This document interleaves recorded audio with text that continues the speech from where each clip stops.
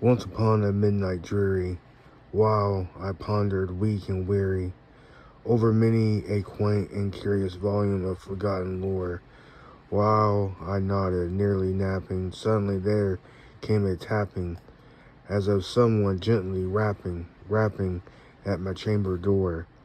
"'Tis some visitor," I muttered, tapping at my chamber door. "Only this and nothing more." Ah, distinctly I remember it was in the bleak December, and each separate dying ember wrought its ghost upon the floor. Eagerly I wished the morrow, vainly I had sought to borrow from my books surcease of sorrow, sorrow for the lost Lenore, for the rare and radiant maiden whom the angels name Lenore, nameless here forevermore.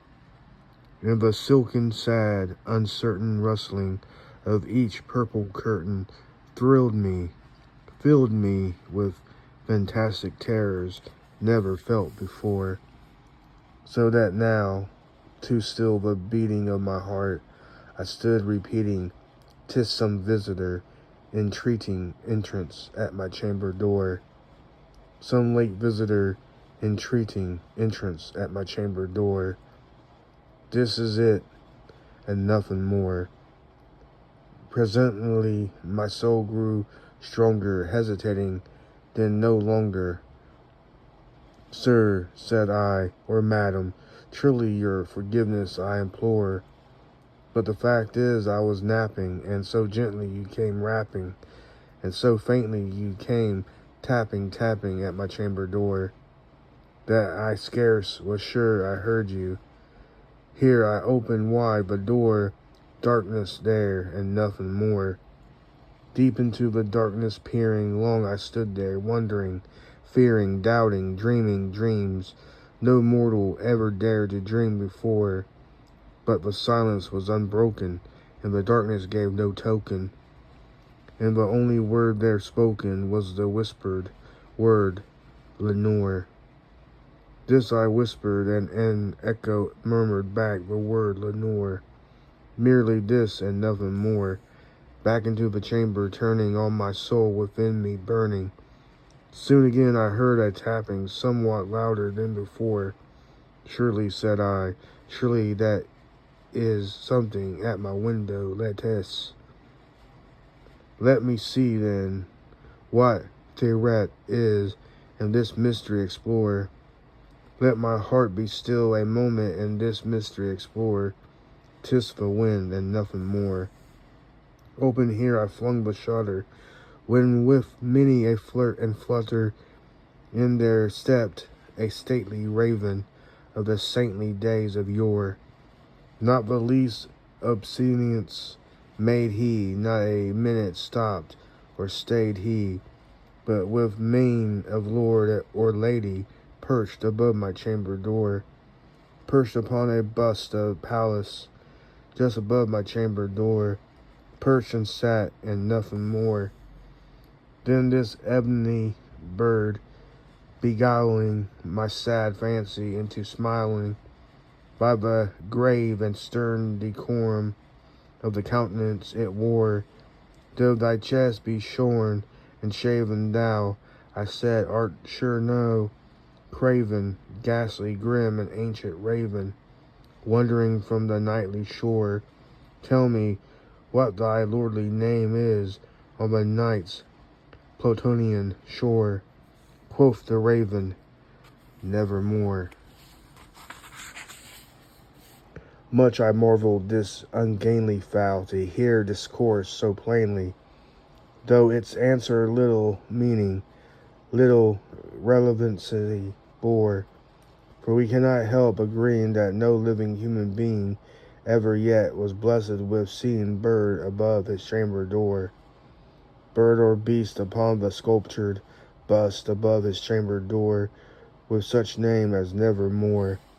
But the raven sitting lonely on the placid bust spoke only that one word, as if his soul in that one word he did outpour, nothing farther than he uttered, not a feather Then he fluttered, till I scarcely more than muttered, other friends have flown before.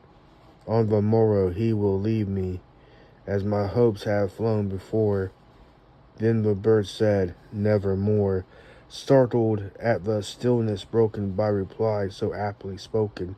Doubtless, said I, what is utters is its only stock and store, caught from some unhappy master, whom unmercifully disaster followed fast and followed faster, till his songs one burden bore, till the dirge of his hope the melancholy burden bore of nevermore. But the raven still beguiling my sad fancy into smiling, straight I willed a cushioned seat in front of the bird and bust and door. Then upon the velvet sinking I betook myself to Lincoln, fancy unto fancy, thinking what this ominous bird of yore, what this grim, ungainly, ghastly, gaunt, and ominous bird of yore meant in croaking nevermore.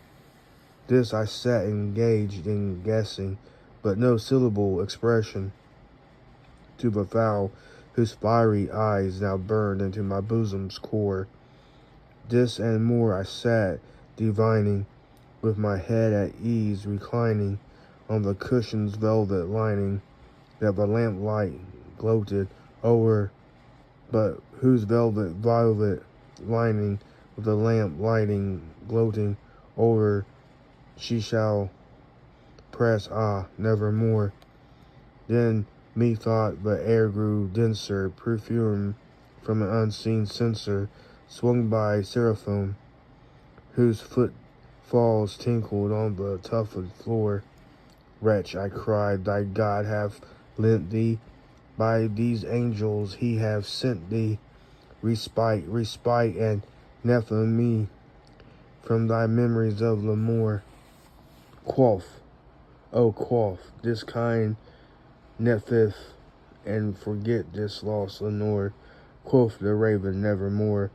Prophet, said I, thing of evil, prophet still, if bird or devil, whither tempter sent or whither tempest tossed thee here ashore, desolate yet all undaunted, on this desert land enchanted, on this home my horror haunted. Tell me truly, I implore, is there balm in Gilead? Tell me, I implored. Quoth the raven, nevermore. Prophet, said I, thing of evil, prophet still, if bird or devil, by that heaven that bends above us, by that God we both adore, tell this soul with sorrow laden, if within the distant Aidenn it shall clasp a sainted maiden, whom the angels name Lemoore. Clasp a rare and radiant maiden, whom the angels name Lenore. Quoth the raven, nevermore. Be that word or sign of parting, bird or friend. I shrieked up starting, get thee back into the tempest and the night's Plutonian not shore. Leave no black plume as a token of that lie thy soul hath spoken. Leave my loneliness unbroken. Quit the bust above my door. Take thy beak from out my heart, and take thy form from off my door. Quoth the raven, nevermore. And the raven, never flitting, still is sitting on the pallid bust of Pallas, just above my chamber door. And his eyes have all the seeming of a demon's that is dreaming, and the lamplight over him streaming throws his shadow on the floor. And my soul from out that shadow that lies floating on the floor shall be lifted nevermore.